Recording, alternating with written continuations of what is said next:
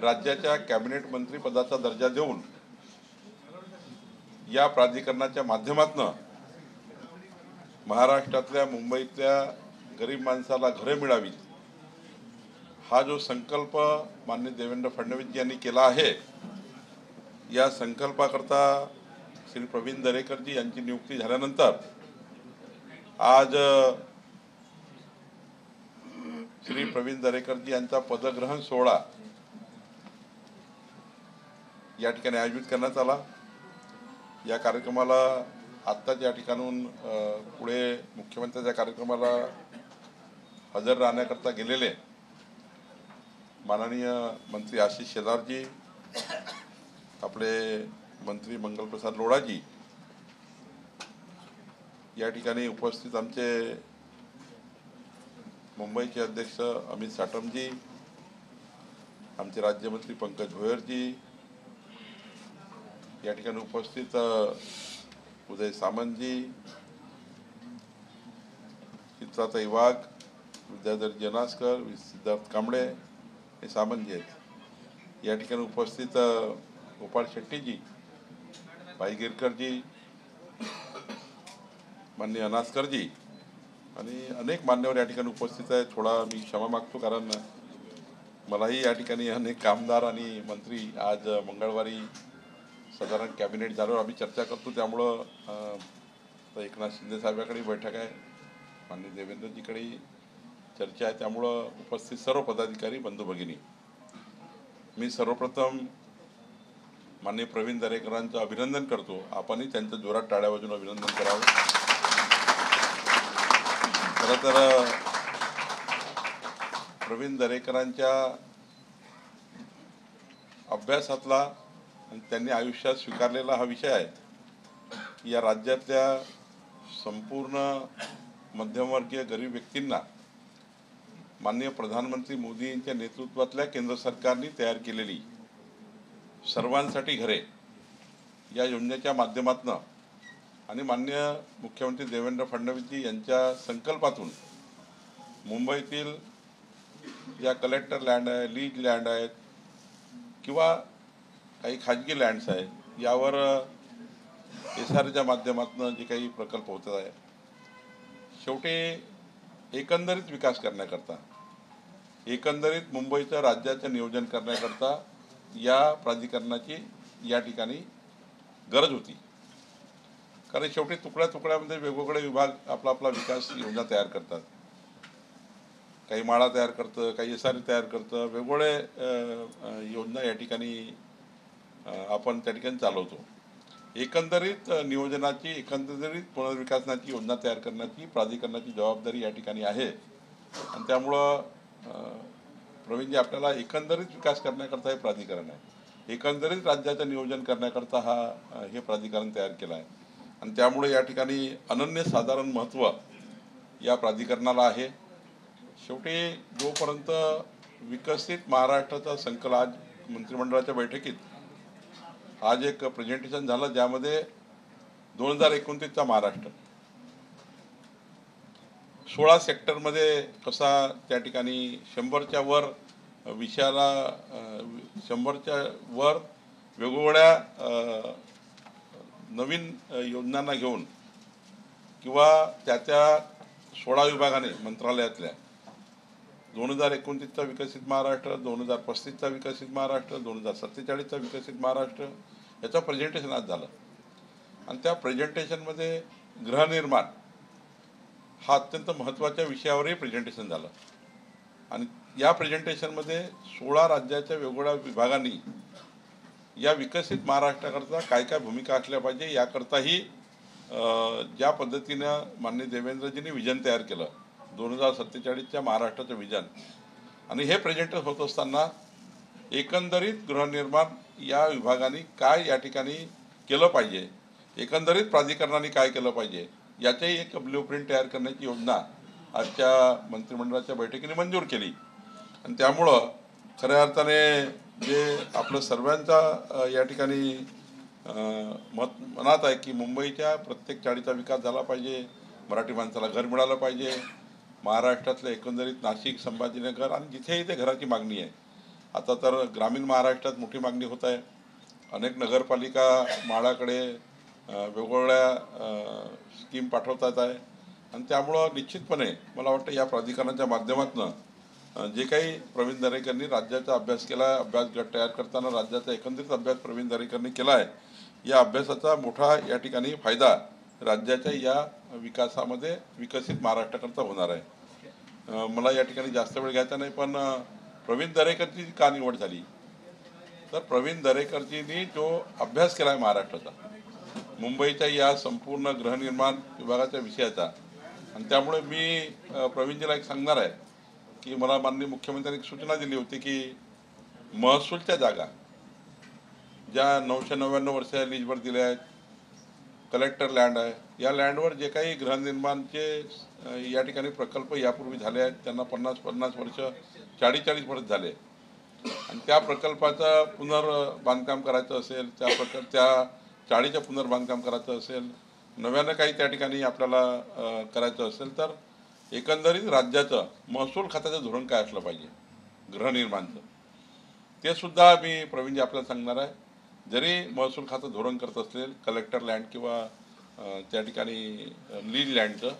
ते धोरणसुद्धा तुमच्याकडे येणार आहे, तुमच्याच प्राधिकरणाला त्याचं काम करायचं आहे.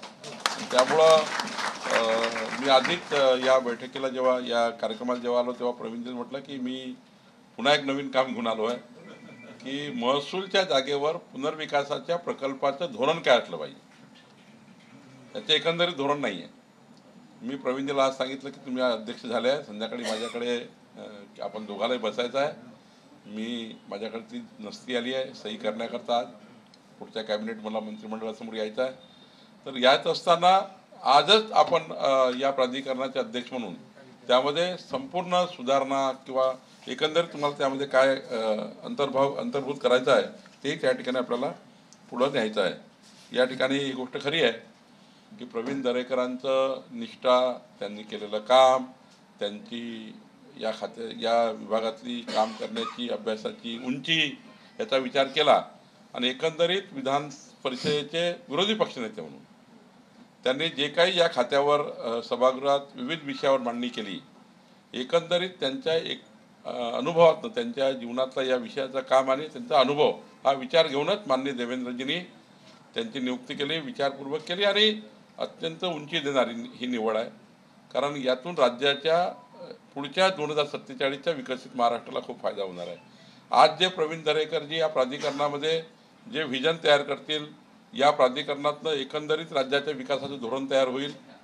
ते धोरण पुढच्या काळामध्ये अत्यंत महत्त्वाचं होणार आहे. आणि त्यामुळं मला असं वाटतं प्रवीणजी आशिषजी बोललेच आहे मुंबईच्या विषयावर, मी जास्त अधिक वेळ बोलणार नाही, पण एवढं नक्की सांगतो की प्रवीण दरेकरांवर माननीय मुख्यमंत्री देवेंद्र फडणवीसजीचा प्रचंड विश्वास आहे आणि एखादी जबाबदारी प्रवीण दरेकरांवर दिली की ते पूर्ण करूनच वापस येतात, अर्धी करत नाही. नाहीतर काही लोकांना सवय असतं फारच पुढं करायची, पण काम दिलं का मग ते त्या ठिकाणी ते काम पूर्ण होत नाही. पण प्रवीण दरेकरला दिलेलं काम हे योग्य पद्धतीने पूर्ण करतात. आमच्या या ठिकाणी चित्रही बसले आहे. मागच्या वेळी जेव्हा मी पक्षाचा अध्यक्ष असताना अमितजी आपण राज्यांच्या महिलांना या ठिकाणी जे कोऑपरेटिव्ह सेक्टरमध्ये त्यांच्या संस्था तयार केल्या, महिलांची कोऑपरेटिव्ह सोसायटी आणि महिलांची कोऑपरेटिव्ह सोसायटी तयार करून त्या कोऑपरेटिव्ह सोसायटीच्या माध्यमातून पुढच्या काळामध्ये त्या महिलांना आपल्याला विविध रोजगार उपलब्ध केले पाहिजे. त्या महिलांच्या कोऑपरेटिव्ह सोसायटी तयार करून त्यांचं रजिस्ट्रेशन करणे, कोऑपरेटिव्ह सेक्टरमध्ये महिलांना त्या ठिकाणी प्राधान्य देणे आणि या कोऑपरेटिव्ह सेक्टरच्या माध्यमातून रोजगार निर्मितीपासून उद्या हाही विषय तुमच्याकडे येणार आहे माननीय दरेकरजी चित्राचा घेऊन, तर सोडणार नाही आहे. आता तुमचं प्राधिकरण आमच्याकरता काय करणार आहे, कारण या प्राधिकरणातनं जे घरं बांधण्याची योजना होणार आहे, या कोऑपरेटिव्ह सेक्टरमधले जे रजिस्ट्रेशन झाले आहेत आपल्या महाराष्ट्राचे, तर वेगवेगळ्या छोट्या ठिकाणी छोटे प्रकल्प राबवून या महिलांच्या कोऑपरेटिव्ह सेक्टरमधील सोसायट्यांना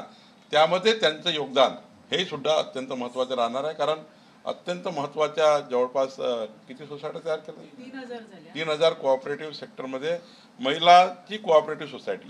जी तयार झाली आहे, त्यांच्या माध्यमातून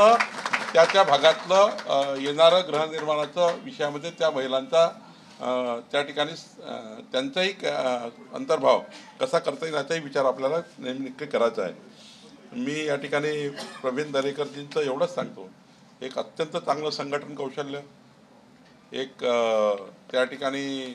समाजाला जोडून ठेवण्याची त्यांची काम करण्याची पद्धती, मराठी माणसाकरता प्रवीणजीने केलेलं काम, विरोधी पक्षनेते म्हणून केलेलं काम, गृहनिर्माण सेक्टरमध्ये त्यांची असलेली कामाची उंची, त्यांच्या अभ्यासाची उंची, मुंबई बँकेचे अध्यक्ष म्हणून कोऑपरेटिव्ह सेक्टरमध्ये त्यांनी केलेली या सर्व बाबीची घोडदौड, आणि पुढच्या काळामध्ये माननीय अमित शहाजी जे आज आमचे केंद्रीय गृहमंत्री आहे, पहिल्यांदा देशामध्ये माननीय प्रधानमंत्री मोदीजींनी सहकार खातं तयार केलं आणि सहकार खातं तयार करून माननीय अमित भाईंकडे ही जबाबदारी दिली। ते सुद्धा केंद्रातल्या सुद्धा त्या ठिकाणी कोऑपरेटिव्ह सेक्टरमधलं काम, यामध्ये तुमचा पुढाकार, या सर्व बाबीचा विचार केला आणि राज्याच्या एकंदरीत सहकार खात्यात केलेला अभ्यास याचाही विचार करून माननीय मुख्यमंत्र्यांनी आपल्याला ही जबाबदारी दिली आहे। मला विश्वास आहे की आज ज्या खुर्चीवर आम्ही तुम्हाला पदग्रहण करताना त्या ठिकाणी तुमचा सत्कार केला, सन्मान केला, माननीय देवेंद्रजींनी मला स्वतः या ठिकाणी पाठवलं, तर मला विश्वास आहे की माननीय देवेंद्रजी यांच्या विश्वासातलं काम, त्यांनी केलेलं विजन 2047च्या धोरण, या धोरणावर कार्य, कारण आज मंत्रिमंडळाच्या बैठकीत पुन्हा या ठिकाणी उच्चार करतो की सर्व मंत्र्यांना सूचना दिल्या आहे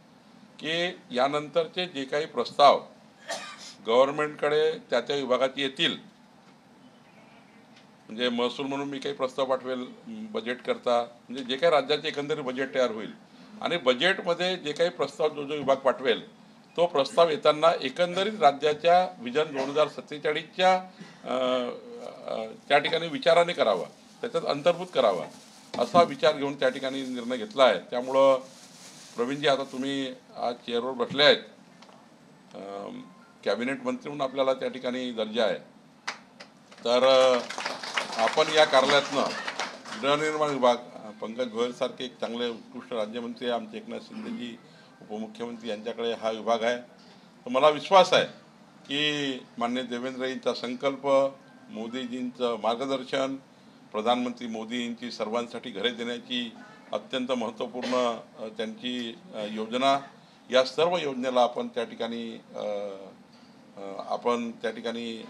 न्याय द्याल, कारण आपण ज्या खुर्चीवर बसलेले आहेत ती खुर्ची आज या राज्यातल्या सर्वच लोकांना, सर्व मध्यमवर्गीय, मागासवर्गीय, गरीब कल्याणाच्या आणि अंत्योदयाचा विचार करून आपण त्या ठिकाणी काम कराल। आणि राहिला पैशाचा प्रश्न, तुम्ही एका बँकेचे चेअरमन आहेत आणि दुसरीकडे अनास्कर साहेब आहे आणि देवाभाऊची गॅरंटी आहे, आणि देवाभाऊला इतका विश्वास तुमच्यावर आहे की मंत्रिमंडळासमोर, सरकारकडे, किंवा तुम्ही सरकारची गॅरंटी काही प्रकल्पाला मागितली ती काही मिळणार असं काही नाही मिळणार नाही। त्यामुळं गव्हर्नमेंट गॅरंटी असेल, बँकेचे पैसा असेल, जिथे जिथे प्रवीण दरेकरजी आपण त्या ठिकाणी राज्यामध्ये कुठल्याही मंत्रालयात तुमचा प्रस्ताव आल्यावर, मग तो नगर विकासचे काही प्रश्न असतील, काही ग्रामविकासचे प्रश्न असतील, काही ग्रामविकासमध्ये काही विषय येणार आहेत, काही महसूलचे असतील, जिथे जिथे प्रवीणजी आपण त्या ठिकाणी प्रस्ताव पाठवाल, राज्याचं पूर्ण सरकार आपल्या पाठीशी त्या ठिकाणी राहील, एवढी ग्वाही माननीय मुख्यमंत्र्यांकडून मी आपल्याला देतो। माननीय मुख्यमंत्री आपल्या पाठीशी आहेत, त्यांचा संकल्प आहे। शेवटी त्यांना इतकं छान वाटतं मुख्यमंत्र्यांना, जे मी तर जेव्हा नागपूरच्या एका म्हाडाच्या एका गृहनिर्माण प्रकल्पासाठी जेव्हा आम्ही एका अपंग व्यक्तीला, अपंग परिवाराला चाबी देताना मुख्यमंत्र्यांच्या डोळ्यातही आनंद अश्रू होते। शेवटी हा अत्यंत भावनिक विषय आहे,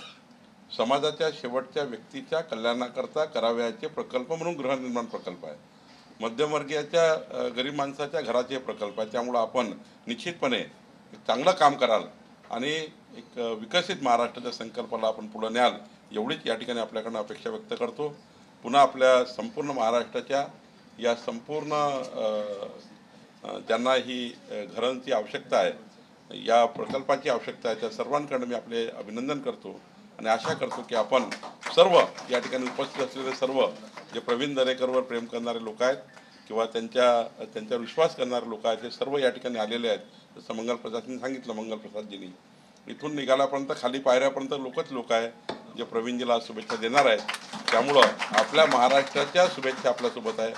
देवेंद्रजींचा साथ आपल्यासोबत आहे आणि मोदींचे आशीर्वाद आपल्यासोबत आहे आणि आम्ही सर्व आपल्यासोबत आहोत. त्यामुळे काळजी करायची गरज नाही. प्रचंड उंच भरारी घ्या आणि या प्रकल्पाला आपण, या प्राधिकरणाला आपण न्याय द्या एवढीच विनंती करतो. धन्यवाद.